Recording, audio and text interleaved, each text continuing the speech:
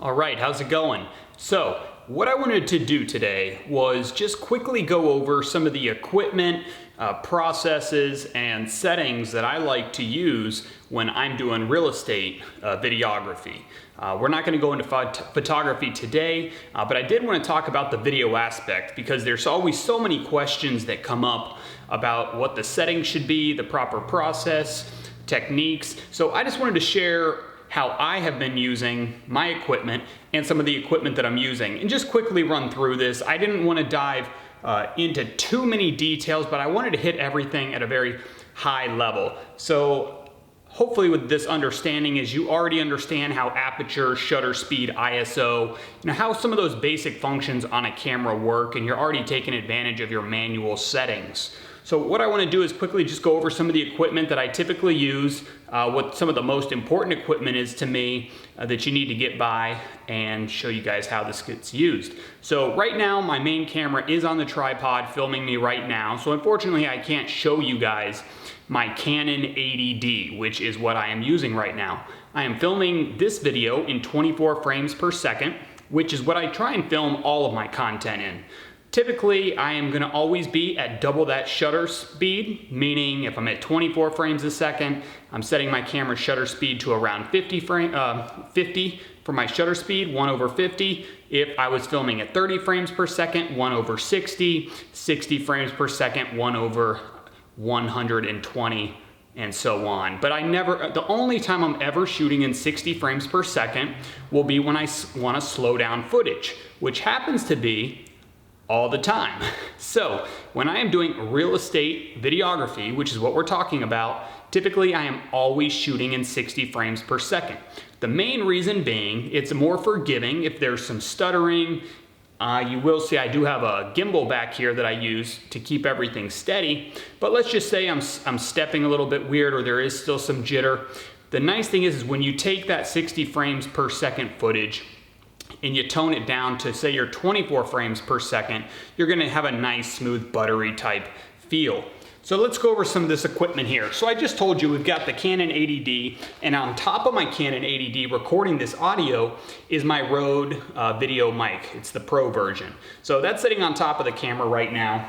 Should I not have that one, or I need to have something that is gonna catch audio with my back turned to the camera, I do use a Tascam. I wanna say this is the DR-10L 101. I could be slightly wrong on that. I will make sure I let you guys know. Actually, let's do this. Let's just take it out and see. Here's our Tascam DR-10L, but this is got the cable. This is not wireless, so you would have this attached to the hip, and you'd have your mic coming up through your shirt, that sort of area like that. So this is something I always keep handy. This was a trekker bag for the drone, and I have turned it into my camera bag. So I will throw my drone in here if I need to do some backpacking or travel. But for right now, I keep all my main DSLR camera lenses in here, along with the actual camera and microphones. So I like to always have a microphone like this, which is great to have at least the two options. So that way you have two mics if you do plan to do some type of an interview. But for great audio, I definitely recommend this. This is a great product right here. Moving on, I really only use two lenses, and for my real estate, photography, and videography, I'm primarily using one lens, and I've got that lens right here, and it's actually the Tokina lens, and this is a 2.8 aperture lens, so it's very good for low light, and it goes from 11mm to 16mm.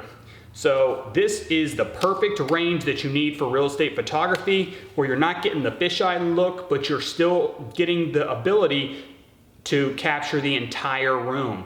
So for photography, this is a great lens. I still have my original lens that I was using when I first started doing real estate photography. And this was a cheaper Canon lens. There's nothing wrong with this lens. It is a great starter lens that I believe this lens you can get for around $200, and it does have the image stabilization, and it's a 10 to 18mm. So you do get that wide angle. The only problem with this lens is I tend to find that it produces a lot of lens flare on both video and photography. So on half of my photos in photography, I was always having to edit out those green lens flares. So I upgraded, I did some research, and I ended up getting the Tokina lens, and I'll occasionally get the lens flare, but it is very minor. It's probably in 10% of my shots when I do a house, and again, it's very minor. I can just do spot removal. And for video, this thing is awesome. I will usually do a lot of my video right around 15 millimeter. For the focal distance, and I can throw this lens on the 2.8 aperture in really low light. So the other thing I have in my bag here, which is a big accessory that I highly recommend. I never knew much about it till I got more into photography and videography, but for videography, having filters can save your life, especially when you're in a place like me, which is Florida, where you have this bright, intense sunlight. And you want to be able to take your camera outside, for instance, or into a really well-lit area and still produce that background blur. Well, you're going to have to be able to bring your shutter speed down, your stops. So what that allows you to do, I'm sorry, not your shutter speed, your aperture. And that's what this lets you do. So this one's actually, I got this through Polar Pro. This is the Peter McKinnon filter. It's the 77 millimeter.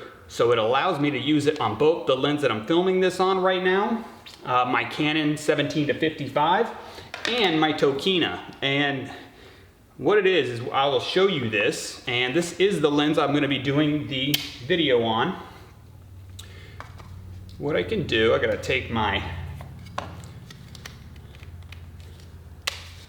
it's on there, my lens hood, which is great for outdoors if you don't have a filter. But if you've got a filter, there is no need for one of those lens hoods.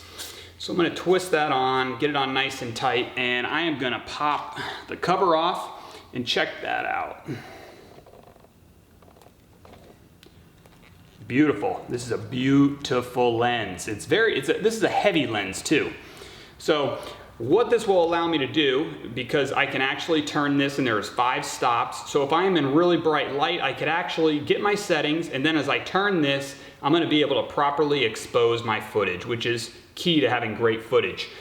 Typically, I'm not needing that when I'm inside of a house like this and I'm just using natural light from outside along with interior lights.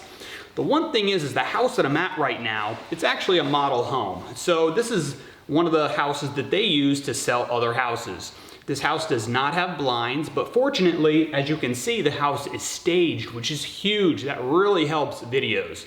If you're ever going out and you're doing an estimate for a client, or you're talking to them about, the quality and what the end result will look like, I will tell you this, being a real estate investor and a creator, when you have a house staged, it is going to produce better photos, better video. It's going to make the house sell quicker too on average, and that's a statistic that's true. So what I'm going to do is I'm going to take this filter off this lens. I typically use it on the lens that we are filming on right now, but again, I do not need this for while I do my video filming. So let's talk about the other gear that's important for this. So we've talked about our lenses, we've got the body, we've got our mics. Mics aren't typically going to be used though when we're doing a video walkthrough, unless maybe you're following the agent and the agent actually wanted to speak to the camera. So everything, of course, is sitting on a tripod. I've got my Manfrotto tripod right now that this is all sitting on top of. Tripods are great if you do not have a gimbal. What I have back here is the DJI Ronin S. This thing is beautiful. This is my gimbal. This is what I'm going to be walking around the house filming with, just like this. The camera will sit right here. You got these stands if you do need to set it on a kitchen counter or a desk or something like that, and you can actually control this with your phone. You can actually control movements. But once I connect my camera to this and I balance it and I turn it on, I'm able to use the joystick right here to control the camera, move it, and I can control all the different directions, and it's gonna just keep the camera steady no matter what I do. So this is amazing. This is a great piece of equipment. Highly recommend. But let's say you don't have the money to purchase this right now. This can run you around $500 for a decent stabilizer hand gimbal. What you could do is you can just use a tripod. I will never recommend hand holding a camera. You can do that. You could do some warp stabilizer in your Adobe Premiere or your Final Cut Pro. But at the end of the day, you really want to just have that more stable footage. That way you're not having to, less editing, less tweaking that you have to do. So I highly recommend having the gimbal, or at the very least, you need to have yourself a decent tripod. And when I say a decent tripod, I mean a tripod that has a little bit of weight to it. It's stable, it's not gonna be rocking around, and you're not gonna see a bunch of movement from your footage.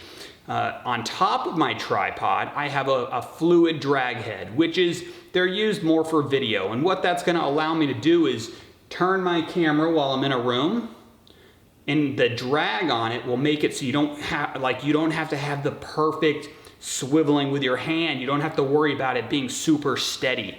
So that's the one thing that's nice about having the drag on that head. Also, I can, with the tripod and the head that I have on top of my tripod, you're gonna be able to loosen a bolt that's on the left-hand side of your head there, and you're gonna be able to lower your camera up and down, very slow and fluid, because those are gonna be a lot of your main shots that you're doing when you're doing this real estate photography. You're gonna pan in a room, maybe you'll do somewhat of a slider where you're going like from side to side in the room, or you're gonna be going from the ground up to the ceiling, showing off maybe some of the cathedral ceilings or the ceiling fans, recessed lighting, any of those features that you really wanna stand out. Typically those are in kitchens or your big living rooms, but heck, every house is different, so you never know what you're gonna get. And you just always wanna be prepared. And I did not always start out with all this equipment. I have built this arsenal up piece by piece as I've done more photo jobs, as I've done more video walkthroughs. I've taken a lot of my money and reinvested into my equipment so that I can continue to charge more and more for my videos as well.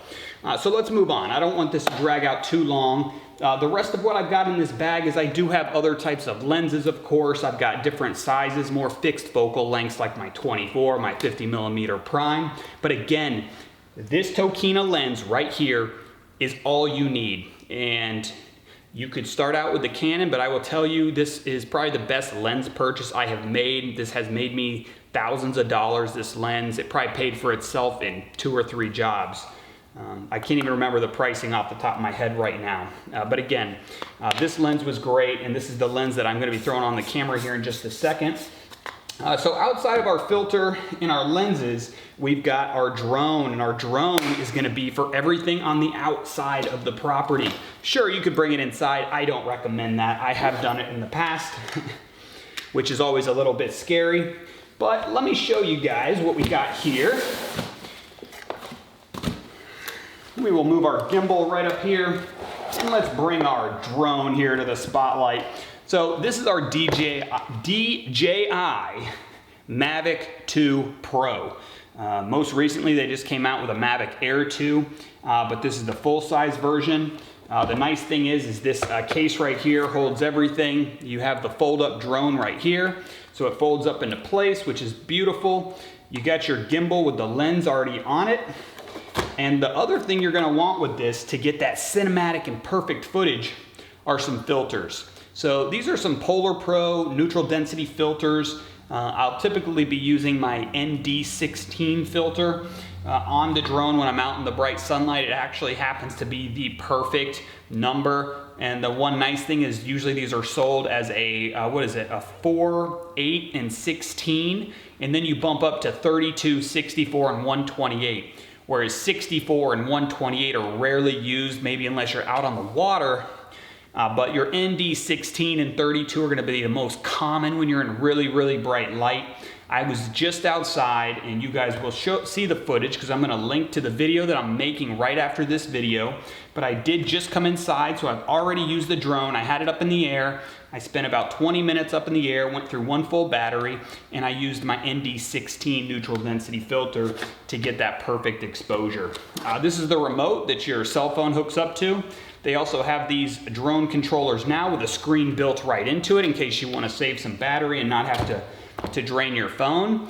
But just as a little side note, you can actually charge your phone through this controller while you're using your drone. Make sure you always have memory cards, and I want to just say that should cover all the actual equipment that you need. So I don't think that was that quick, but let's just do a quick little recap of all the equipment that I would recommend if you plan on getting into real estate videography.